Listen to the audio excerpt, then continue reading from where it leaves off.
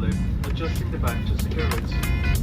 Please note. I was looking forward to a new trip where I could disconnect for a few days and rest from work. This time we are going to make a very cool road in Europe. Our first destination is Prague, and from there we will take a train to Vienna and finally to Budapest. I have never been to any of the three cities and I'm very excited to discover them for the first time. We arrive in Prague in just under 3 hours, and from the airport we take a boat to our hotel, which costs us a little more than 20 euros. For a few days we are staying at the Michelangelo Grand Hotel, which is in the historical center, very close to the famous Kafka's Head.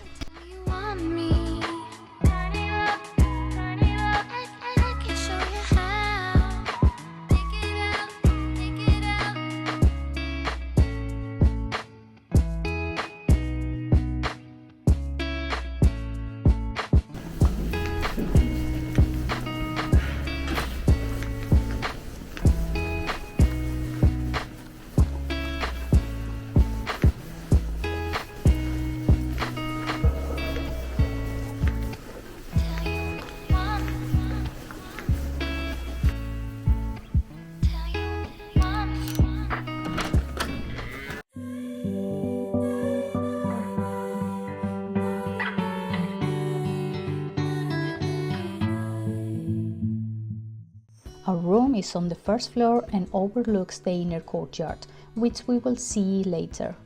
The room is a good size, as is the closet, which is one thing I value highly when I travel. There is coffee, tea and water at our disposal, plus a small empty fridge.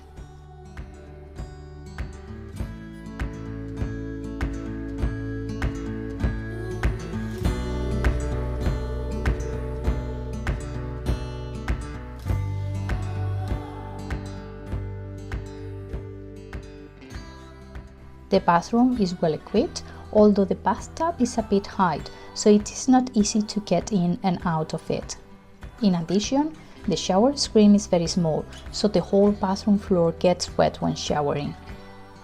There are plenty of amenities, one of my favorite things about hotels.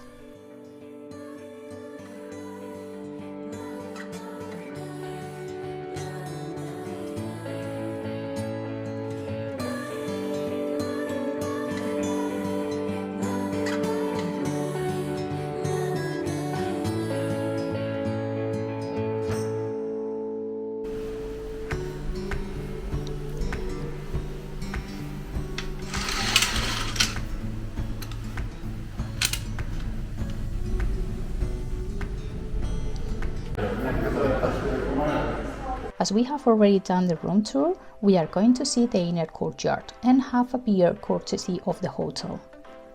The beer will be given to us in the beer spa of the hotel, where you can bathe in beer while you drink it, apparently something typical of this area.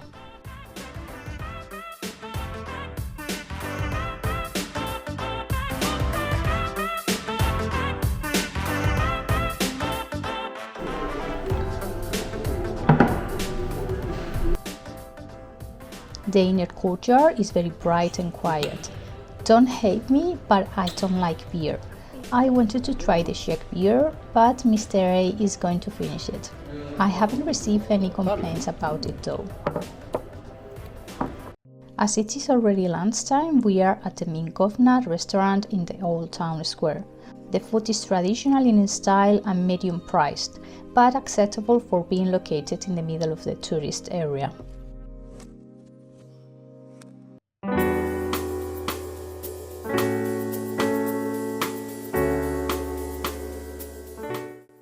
As we still have a few hours left until our city tour, we go for a walk to get acquainted with the area.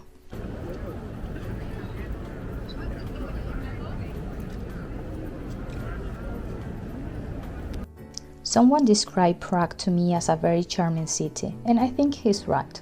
From what I can tell, it is very pretty, very well kept and very clean. Prague is the capital of the Czech Republic, has more than 1,300,000 inhabitants, and is one of the most visited destinations of the continent by many nationalities throughout the year. Also known as the City of 100 Towers or the Golden City, walking through these streets is like stepping into a fairy tale with buildings of different colors. It seems that everything is taken care of in detail. The shop windows, the terraces, the facades of the buildings. Even with all the people in the streets, you feel a certain peace or tranquility. Prague has a medieval air that can be seen in its architecture with its bridges, churches and castles or palaces.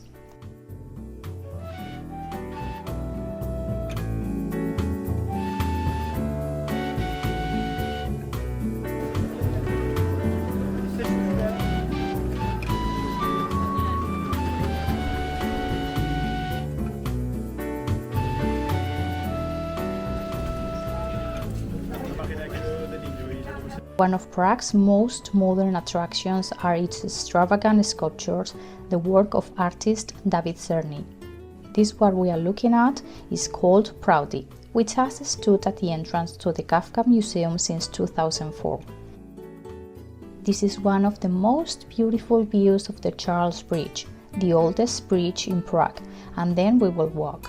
Its name is due to the fact that King Charles IV was its creator in 1357. It is one of the most famous architectural landmarks of Prague and is considered one of the most important Gothic structures in the world. It connects the old town with the Malá Strana district, where the Prague Castle is located, and it is said that if you make a wish, it will be granted. I will show you later where and how to do it. This is the narrowest street in Prague. It is so narrow that it has a traffic light to regulate the passage of people so you don't get stuck. It is about 10 meters long and has a width of just 70 centimeters. It is an attraction for many visitors who come attracted by curiosity.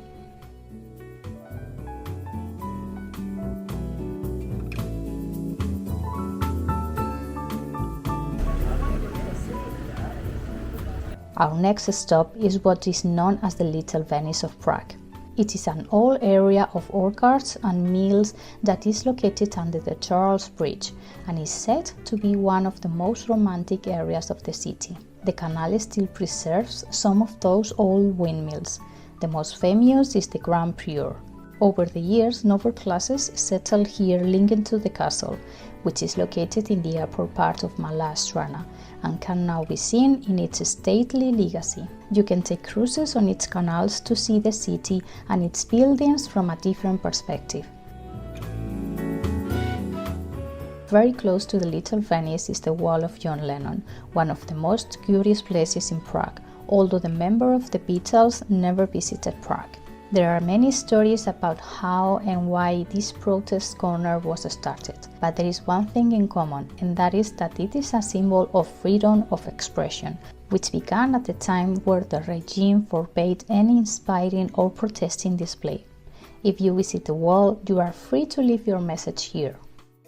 Over the centuries, Prague has suffered continuous flooding due to the overflowing of the Moldava River. Historically, in 2022, there was a flood that flooded more than a third of the territory of the Czech Republic. In many parts of the city, you can see on the buildings marks on how far the water covered. Here you can see how far it reached in 2022.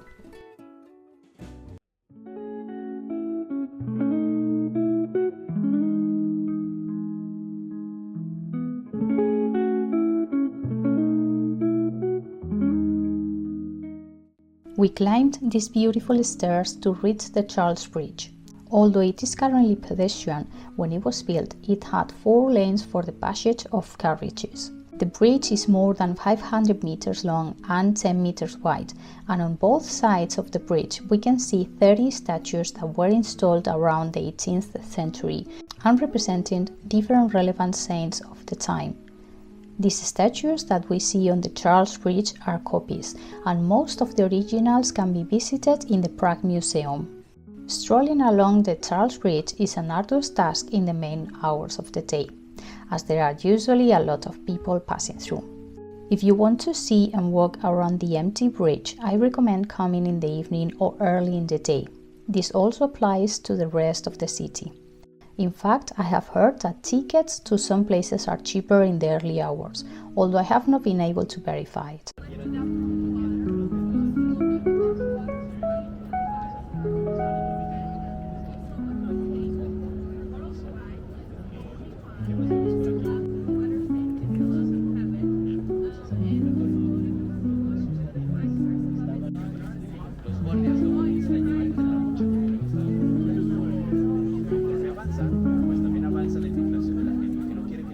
Earlier, I told you that there is a place on Charles Bridge where you can make a wish and it may come true.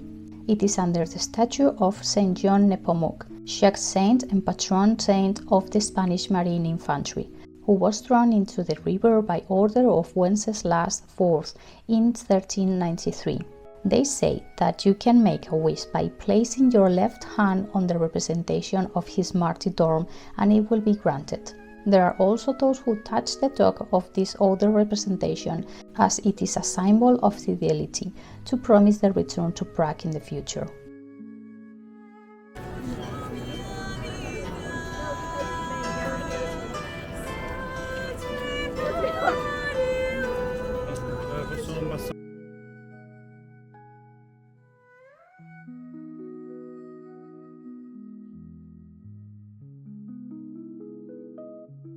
Another very recognizable feature of the Charles Bridge, besides the statues, are its 3 defensive towers, which are on both sides of the bridge. This is the oldest tower which was built at the same time as the bridge. The tower on the other side of the bridge was built later and links to the Tower of Judith, which was built with the previous bridge, which was demolished in a flood. Towers can be visited from the inside, and they say that from there you can see very good views of the river and part of the city.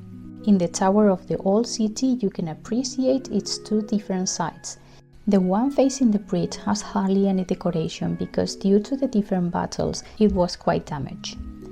The side facing the city has different statues of different kings and saints important in the history of the city.